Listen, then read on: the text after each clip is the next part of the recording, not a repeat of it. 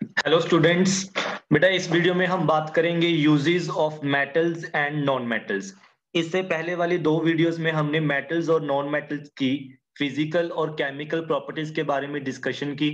वैसे कुछ यूजेस तो हमने फिजिकल प्रॉपर्टीज में ही स्टडी कर लिए थे, लेकिन फिर भी हम एक बार इनके यूजेस को कवर कर लेते हैं। सबसे पहले हम बात करेंगे uses of metals. Use number one, copper and aluminium metals, these are used to make the wires to carry electric current। But ये पॉइंट हमने स्टडी किया था, metals are the good conductors of electricity. ठीक है, जो copper और aluminium है, these are also good conductors of electricity, that's why they are used for the wires। बड़ा इनकी वायर्स बनती हैं और उनके काफी अप्लायंस में भी ये काफी यूज होता है, because these are the good conductors of electricity. Number two, iron copper aluminium को बेटा हम अपने हाउस होल्ड यूटेंसिल हमने स्टडी किया था कि जो कॉपर है उसको हम यूटेंसिल बनाने के लिए, एल्यूमिनियम को यूटेंसिल बनाने के लिए, और आयरन के जो आयरन टैंक है वो बने होते हैं। ठीक है, और इनके बिना इनको हम फैक्ट्री में काफी ज्यादा यूज करते हैं। जैसे आपको इन पिक्चर्स में दिखाया गया है, फर्स्ट पिक्चर में जो ये बीन्स हैं, these are made up of the steel, और इनको गैल्वनाइज किया गया है। गैल्वनाइज का मतलब होता है कि स्टील को जिंक से कोट करना ताकि स्टील खराब ना हो। सेकंड पिक्चर में दिखाया गया, chromium metal is used for electroplating iron and steel object. जो ऑब्जेक्ट्स हैं वो तो एक्चुअली आयरन और स्टील की बनी हुई हैं, लेकिन उसके ऊपर क्रोमियम की कवरिंग की गई है, उसकी प्लेटिंग की गई है ताकि वो दिखने में लस्ट्रस लगे और खराब भी ना हो। ठीक है, जैसे बेटा हमारे घर पर जो टैप्स होती हैं, उन टैप्स के ऊपर भी क्रोमियम की इलेक्ट्रोप्लेटिंग की होती है। Third, lead metal is use in making the car batteries. जो बेटा बैटरीज होती हैं उनमें लेड मेटल को यूज किया जाता है। Point number three, iron is used as a catalyst in the preparation of ammonia gas by Haber's process.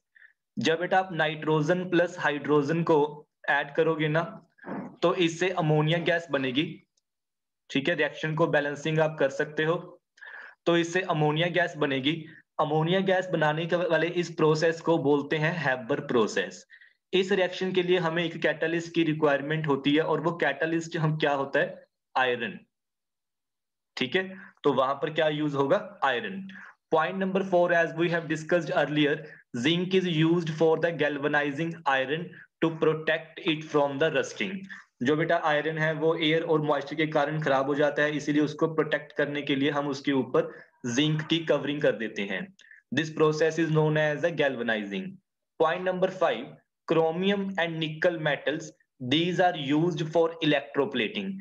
ये पॉइंट भी बेटा जस्ट हमने अभी स्टडी किया था कि क्रोमियम और निकल मेटल्स को हम इलेक्ट्रोप्लेटिंग के लिए यूज करते हैं और स्टेनलेस स्टील बनाने के लिए यूज करते हैं। पॉइंट नंबर सिक्स पहले यूजेस में आया था, जो हमने पढ़ा था, मेटल्स आर मेलिएबल। जो एल्यूमिनियम फॉइल्स हैं ये हम मेडिसिन, सिगरेट्स, फूड मटेरियल्स को की पैकेजिंग करने के लिए यूज करते हैं। Silver and gold metals, but ये भी पहले स्टडी किया था कि सिल्वर और गोल्ड हम ज्वेलरी बनाने के लिए यूज करते हैं, और सिल्वर की जो थिन फॉइल्स हैं वो हम स्वीट्स को डेकोरेट करने के लिए भी यूज करेंगे। The only metal which is a liquid at room temperature, that is the mercury. Mercury को बेटा हम थर्मोमीटर में टेम्परेचर को मेजर करने के लिए यूज करते हैं। Number nine, sodium, titanium, zirconium. बड़े ये सारे मेटल हम एटॉमिक एनर्जी मतलब कि न्यूक्लियर एनर्जी और स्पेस साइंस प्रोजेक्ट्स के लिए यूज करते हैं। जिरकोनियम मेटल का बुलेट प्रूफ एलॉय स्टील्स बनाने के लिए भी यूज होता है, और बुलेट प्रूफ का मतलब जिस पर बुलेट का कोई असर नहीं होता। और last point, as we have discussed earlier, lead metal is also used in making the car batteries. ठीक है, अब इसके बाद बेटा बारी आएगी यूजेस ऑफ नॉन मेटल, और इसमें फर्स्ट पॉइंट है कि हाइड्रोजन। हाइड्रोजन को हम यूज करते हैं वेजिटेबल ऑयल को वेजिटेबल या वनस्पति घी में कन्वर्ट करने के लिए। ठीक है, ऑयल को घी में कन्वर्ट करने के लिए हम ऑयल में ना हाइड्रोजन को ऐड करेंगे। इस प्रोसेस को बोलते हैं हाइड्रोजिनेशन, मतलब addition of hydrogen. Clear. Point number two, hydrogen is used in the manufacture of ammonia. अभी आपको लिख के दिखाई थी कि इक्वेशन, हाइड्रोजन प्लस नाइट्रोजन, ये दोनों मिलके क्या बनाएंगे, अमोनिया। तो इसका मतलब अमोनिया बनाने में एक तो यूज हो रहा है हाइड्रोजन का, और दूसरा यूज हो रहा है नाइट्रोजन का, जो कि पॉइंट नंबर 5 में लिखा गया है। ठीक है, इन दोनों का यूज है और दोनों के दोनों ये क्या है, नॉन मेटल्स। बेटा अमोनिया के जो कंपाउंड्स हैं, ये कंपाउंड्स हम फर्टिलाइजर्स बनाने के लिए यूज करते हैं। ठीक है जी। Point number 3, liquid hydrogen is used as a rocket fuel. Liquid hydrogen को हम रॉकेट फ्यूल के लिए यूज करते हैं। पॉइंट नंबर 4, ये आपने पहले भी स्टडी किया था, कार्बन। बेटा वैसे तो कार्बन नॉन मेटल है, मतलब एक बैड कंडक्टर है of the heat as well as of electricity. But आपने स्टडी किया था कि ग्रेफाइट एक एक्सेप्शन था, which is a good conductor of the electricity, इसीलिए हम इसको इलेक्ट्रोलिटिक सेल के इलेक्ट्रोड्स बनाने में, ठीक है, और ड्राई सेल के बीच जो सेंटर में ये ग्रेफाइट बेटा रोड यूज होती है, तो वहां पर इसको यूज करेंगे because it is a good conductor of the electricity. Point number 5, बेटा ये अभी बताया था आपको कि नाइट्रोजन अमोनिया बनाने के लिए यूज होता है, इसके बिना नाइट्रिक एसिड, इसका फॉर्मूला क्या होता है, HNO3, और फर्टिलाइजर्स बनाने के लिए भी हम इसका यूज करते हैं। ठीक है जी। जैसे कि पिक्चर्स में आपको दिखाया गया है कि पहले पिक्चर में कार्बन का यूज किया है, मतलब कि ग्रेफाइट का। बड़ा सेकंड पिक्चर में ना लिक्विड नाइट्रोजन, लिक्विड नाइट्रोजन को हम फूड्स को प्रिजर्व करने के लिए यूज करते हैं, ठीक है, जैसे कि केक वगैरह को। और third, sulphur, sulphur is used in the vulcanisation of rubber as in making tyres.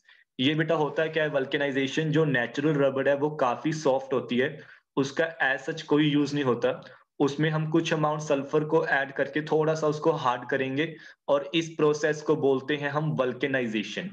इस प्रोसेस को डिस्कवर किया था फर्स्ट टाइम गुड ईयर ने, गुड ईयर। ठीक है बेटा, सल्फर को एडिशन करना रबड़ में।